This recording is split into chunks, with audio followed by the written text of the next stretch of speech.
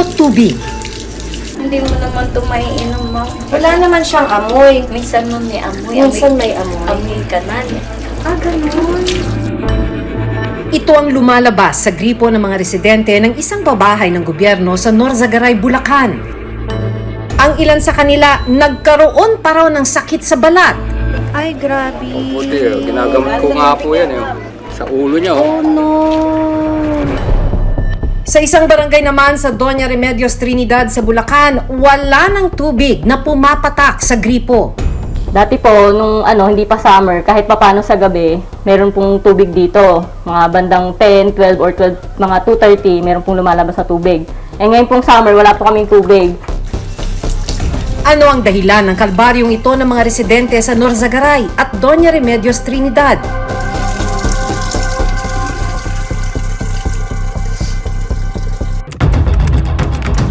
Sa mga sulok ng social media, isang iligal na kalakaran ang patuloy na nangyayari. Boss, mga polis kami ha. Ang bentahan ng mga hayop na exotic at endangered species. Operation po natin, sir, nagbebenta po ng 2 ball python, sir, yung nakatransact natin. Kasama ang Philippine National Police Maritime Group ng National Capital Region o NCR. Minanmanan ng Reporter's Notebook ang ilang sangkot sa ganitong bentahan. Naka-block dyan, parang yan yung subject eh. Ito po yung nakuha natin sa ating pong suspect, 3 pong green chip honor. Sa karanasan nyo ba, nasusukat nyo ba yung personalidad kung bihasa na sa bentahan o bagito pa lang? Malatagal na nagbebenta, sir. Hindi ko mapayag, sir, na hit up muna, sir. Payment first muna dapat. Mahuli kaya ang mga illegal trader ng hayop? Ano ang epekto ng ginagawang bentahan sa ating kalikasan?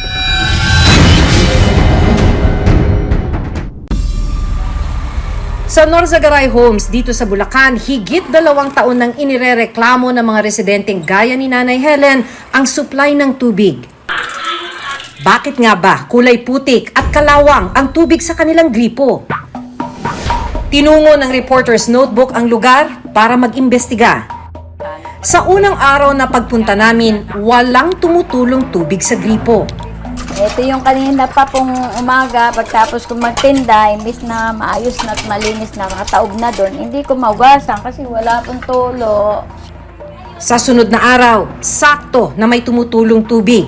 Pero nang buksan ang gripo, Ayan, Ay, oh my goodness. Diba, ma'am? Pinanghuhugas niyo pa to? Tinangugas ko dito, ma'am, kasi tatanggalin ko lang yung mga tapos mineral na po yung ginagamit ko eh. Wala naman siyang amoy. Minsan mo may amoy. Minsan may amoy. Amoy kanal. Although medyo masangsang siya talaga, parang amoy puti. ipinakita rin sa akin ni Nanay Helen ang isang mug kung saan makikita na naipon na sa ilalim ng baso ang tila kalawang. Naghugas ako ng pinggan kanina. Nilata ko. Ayan yung lata.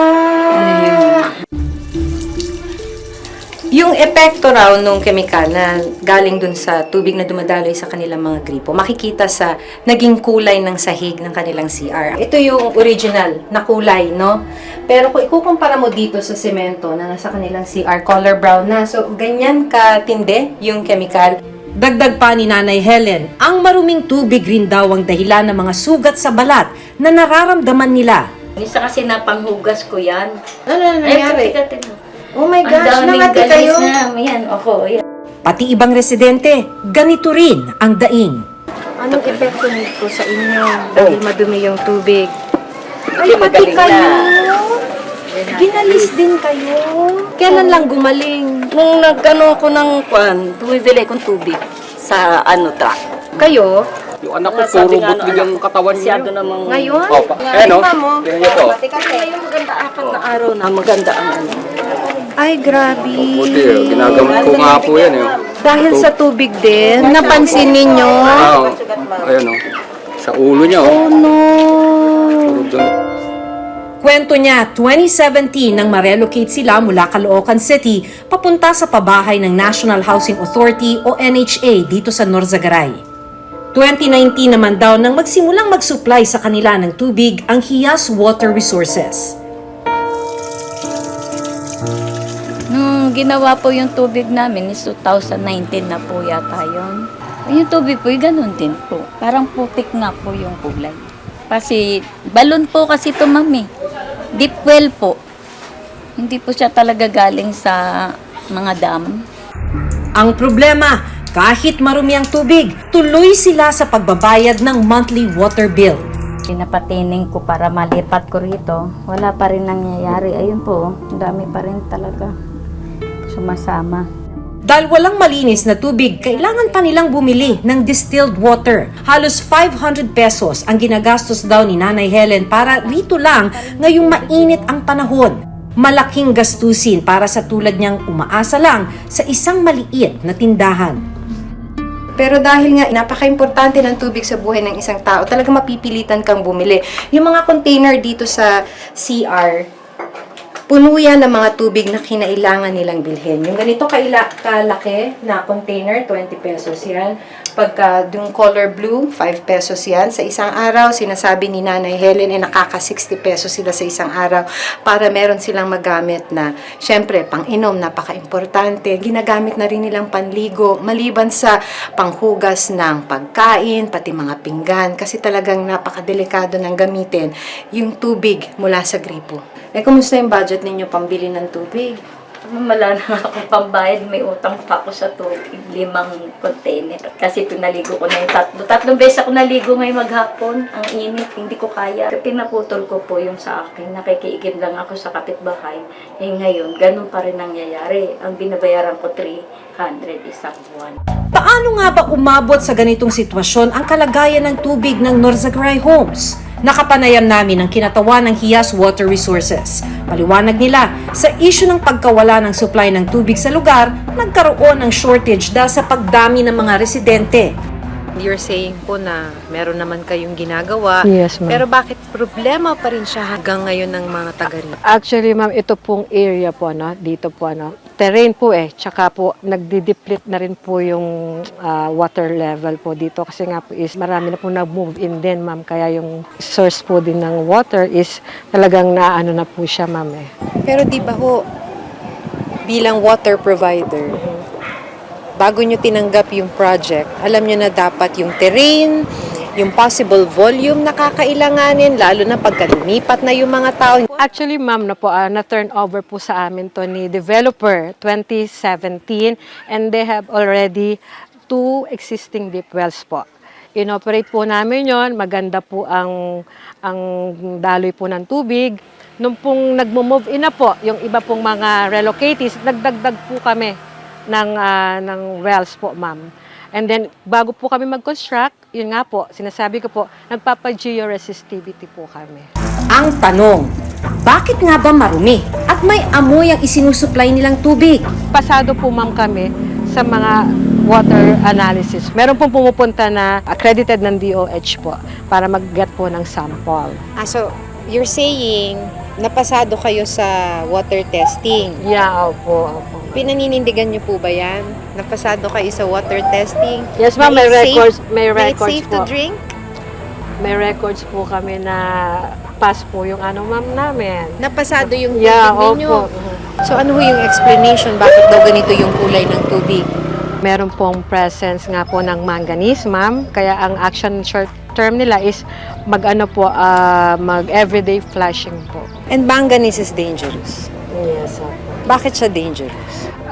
Dahil po ito lason po yan, ma'am. Para solusyonan ang daing ng kanilang consumer, ilang hakbang daw ang ginagawa ng kanilang opisina para maayos ang supply ng tubig sa pabahay. Nagpa-drill po kami ng iba't ibang well. 3 na po yung napa-drill namin. Kasi po pag naman po, ma'am, in-energize po yung well, maganda po yung quality. So nagdi-drill ulit kayo, but you also said na may problema na yung underground water. So ba't pa kayo nagdi-drill? Para nga po masupplyan po yung shortage ng water po here. Kasi po, water district naman din can provide us kasi nag-inquire na kami sa kanila if we can. O di even if you drill, ma'am, wala ka masisip-sip. Meron po, through georesistivity, ma'am. Kaya po kami nagpapa-georesistivity dahil siya po ang nagsasabi if meron water doon sa area na po yan. Sinubukan na rin naming kunin ang panig ng NHA na nag-relocate sa mga residente mula Maynila. Under po sa amin yan project po namin yan. So lahat po ng mga ipoprovide ni developer, nakatutok sa NHA. Itinanong rin namin kung paano nakapasa sa kanila ang supplier ng tubig sa Norzagaray Homes.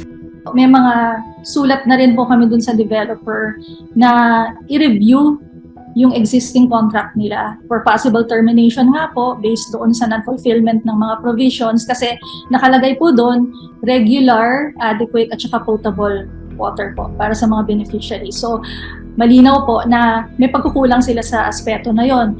So ang ginagawa po ng NHA ay magle-letter lang po kami to pressure the developer kung kanino po kami nakakontrata. Monitor po kung ano yung action nila. Kung dito sa Norzagaray Homes may tumutulo pang tubig sa kanilang mga gripo, madumi nga lang, sa isang bahagi ng Barangay Camatsile sa Doña Remedios Trinidad dito rin sa Bulacan, wala na talagang tumutulong tubig.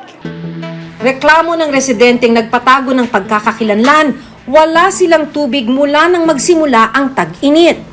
Dati po, nung hindi pa summer, kahit papano sa gabi, meron pong tubig dito. Mga bandang 10, 12, or 12, mga 2:30, meron pong lumalabas na tubig. Eh ngayon pong summer, wala po kaming tubig. Wala na po talagang tubig yan, ma'am. Magdamag na po yan. Baka himala na lang kung may tubig. Dahil dito, problema nila ang gagamitin sa paglalaba, paghuhugas at pagligo. Kaya si Grace, dumarayo pa sa ilog para maglaba. Pero kahit walang supply ng tubig, obligado pa rin silang magbayad ng minimum water bill na 175 pesos kada buwan sa munisipyo na siyang nangangasiwa sa patubig. Para magkatubig, nagbabayad sila ng 100 pesos kada drum. Housewife si Grace habang migrant worker naman ang kanyang asawa.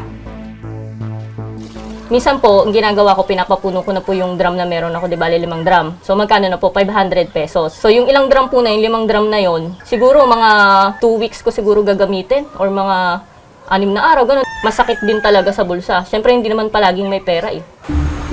Paliwanag ng lokal na pamahalaan ng Doña Remedios Trinidad. May kakulangan sa supply dahil sa pagbaba ng level ng tubig sa ilog na pinanggagalingan ng tubig. Tinungo namin ang ilog.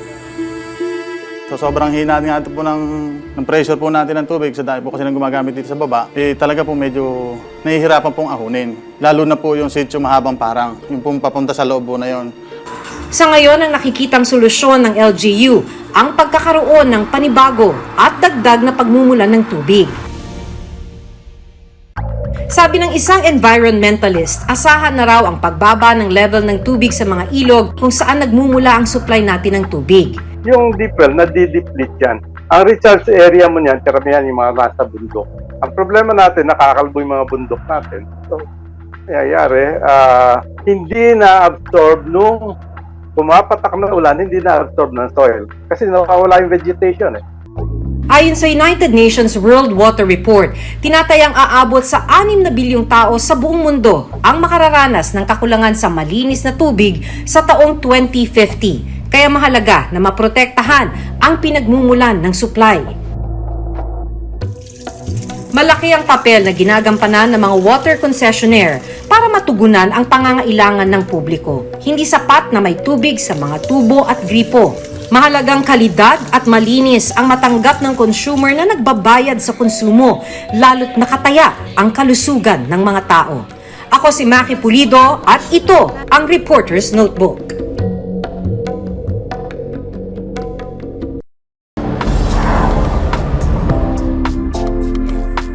May ilang nawiwiling mag-alaga ng exotic wildlife species.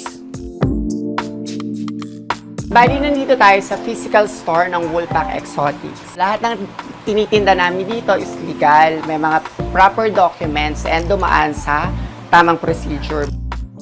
Pero ang pag-aalaga ng mga ito, hindi pwedeng basta-basta. Kailangang may mga dokumentong hawak para maging lehitimo ang pag-aalaga at pagbibenta ng mga ganitong klase ng hayop. Unang-una, pagka legal ka, hindi ka matatakot magpakita sa tao, pwede mong i-display, the near future, i-breed mo, so pwede mo silang ibenta or i-trade ng legal. Katulad nitong albino croc, nakasulat dito kung kailan namin ito pinaregister. Mahigpit ang pamahalaan sa pagpapapasok sa bansa ng mga exotic na hayop mula sa ibang bansa dahil posibleng maging source ito ng mga sakit. Mahalaga rin na may tracking system ang mga otoridad sa bentahan para maiwasang magkaroon ng peligro sa ating teritoryo. Pero ang problema, may ilang pumapasok sa illegal na kalakaran. Sa investigasyon ng PNP Maritime Group NCR, talamak ang bentahan ng wildlife online. Ang ilang seller, walang Certificate of Wildlife Registration o dokumento para magmay-ari ng isang wildlife at wala ring permit to sell. Binibenta niya, green chick conure, 3. Ngayong araw, naghahanda na ang mga operatiba para sa gagawing pag-rescue ng ilang wildlife species mula sa 3 illegal traders. Abot ng pera, bago, dakma. Pagkatapos ng briefing, sinadya na ng grupo ang unang target. Ang kanyang ibinebenta online, 3 green chick conure, isang uri ng ibon na itinuturing na endangered species. Ang halaga, 12,000 pesos para sa 3 ibon. Pagdating sa unang lugar na ibinigay ng trader, hindi agad nagpakilala ang seller sa asset buyer. Asan ba? Dito ba siya? Hindi, anong problema? Dito sa mall na to? Okay. Pero isang lalaki ang napansin ng aming team na nagmamasid sa lokasyon ng asset. Maya-maya, nakatanggap ng impormasyon ang mga asset na lilipat ng ibang lokasyon para sa bentahan. Ano ang pangalan ng area? Man Trade Station. Wait lang ah. Pagdating sa pangalawang lokasyon, hindi pa rin nagpakita ang trader at muli na namang nagbigay ng panibagong lokasyon. Meron talagang mga nagbenta ng ganitong klaseng wildlife na yung pinapagpag tayo. Hanggang nagkasundo ang asset at trader na magkita sa basement parking ng isang mall sa Makati. Nag-isip yung subject natin kasi nakakita ng mobilitar. Ibig sabihin, alam niya na illegal yung binibenta niya. So, yun yung natin. Nag-iingat din siya. Makalipas ang halos kalahating oras, sumulpot na ang trader. Agad nagkabayaran. Pero nang makutuban niyang pulis ang katransaksyon, nagtaka pang umatras ang trader. Dito na siya inaresto at kinumpiska ang ibinebentang hayop.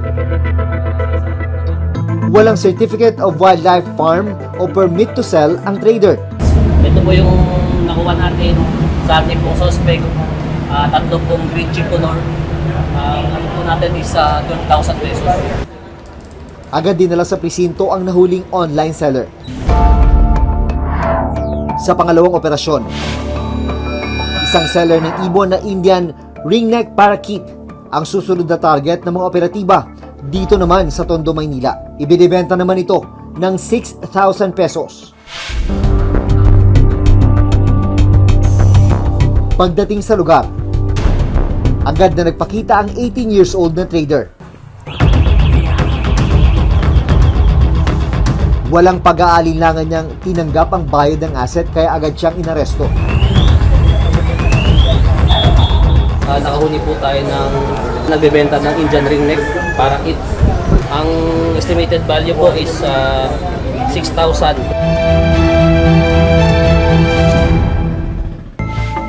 Sa pangatlong operasyon, nagtungo naman ang mga operatiba sa Pasay City. Inaabangan natin sir. Nagbebenta po ng 2 ball pythons yung nakapransak natin. Dito sir sa lusog ng Pasay sir yung usapan. Endangered species ang ball python ayon sa DENR. 10,000 pesos ang napag-usapang presyo ng 2 ahas. Sa karanasan nyo ba, nasusukat nyo ba yung personalidad kung bihasa na sa bentahan o bagito pala? Malatagal na nagbebenta sir. Hindi po mapayag sir na hit up muna sir. Payment first muna dapat. Maya-maya pa, lumapit na ang trader sa asset buyer at inabot ang 2 ball python. Okay na. Nababa tayo. Agad na hinuli ang trader at kinumpiska ang ibinebentang wildlife. Ball python sir, 2. 2 magkano isa? Bali 5K isa. 5K isa, 10K. Okay. Katwiran ng trader, legal ang pag-aalaga niya ng ball python May CW. papers po ako, pero CWR, hindi CWF. Yun lang sir. Pero violation pa rin po yun sir eh. Kasi kailangan po yung CWF nyo sir. Pwede yun, para permit nyo parang magbenta sir. CWR kasi sir, pang registration lang siya sir na magmay-ari kayo. Pero yung magbenta hindi po. Pwede siya mag-possess, pero yung Pwede ka mag-alaga, pero hindi mo pwedeng ibenta sir. Yes, sir. Yes, sir. Yun ang wala ka. Yun ang wala si sir. Sa bypass operation na ginawa ngayong araw, 2 maliliit na ahas na nakuha. Ang halaga, 5,000 pesos kada isa. Pero may sinasabing terminolohiya ang PNP Maritime Group, yung fast break o mabilisang bentahan. Ang dalawang ito, pwede raw maibenta agad sa halagang 25,000 pesos. Paliwanag ng PNP Maritime Group, kadalasang walang permit ang mga hatchlings o anak ng mga hayop na binibreed ng trader. Madalas din sir yung talagang natagpuan lang nila sa kanilang malalapit na lugar sa bahay. So, yun Pinapaanak. Sir, pinapaanak. Oo. Po sir. Hanapan ng pares. Oo. Kaya ganun sir. Paalala ng mga otoridad, hindi bababa sa 20,000 pesos na multa ang kakaharapin ng sinumang mahuhuling iligal na nagbebenta ng wildlife species. Ito yung mga na-rescue ng PNP Maritime Group. Nandito kami ngayon sa Research and Rescue Center ng DNR para i-turn over itong mga na-rescue na ito. Ang gagawin ng DNR dun sa mga na-rescue'ng hayop, i-isolate muna yan ng mga ilang araw o obserbahan. Pag nasiguro ng walang sakit, dun pa lang ihahalo dun sa iba pang mga na-rescue na dati na hayop. Susunod, nito lang nakarang buwan, 78 endangered species ang nasagip sa isang establishmento sa Bohol. Kabilang sa nasagip ang ilang Philippine tarsier na bumababa na rin ang bilang sa wild.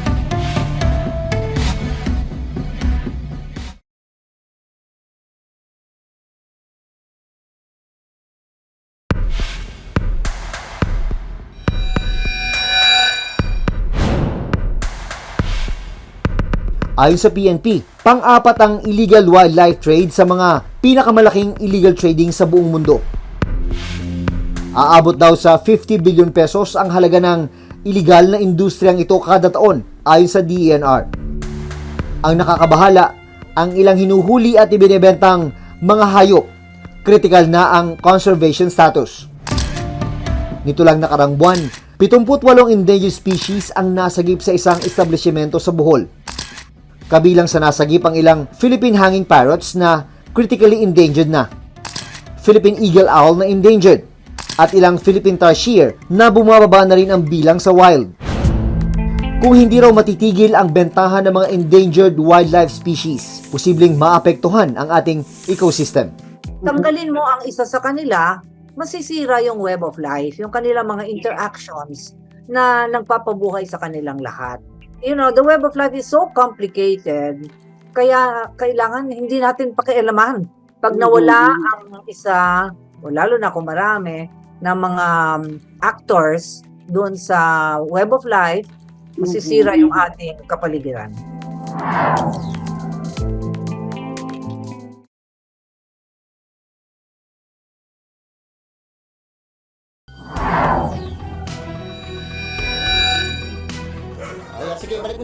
Ayon mismo sa mga otoridad, patuloy na nangyayari ang iligal na bentahan ng wildlife species sa bansa.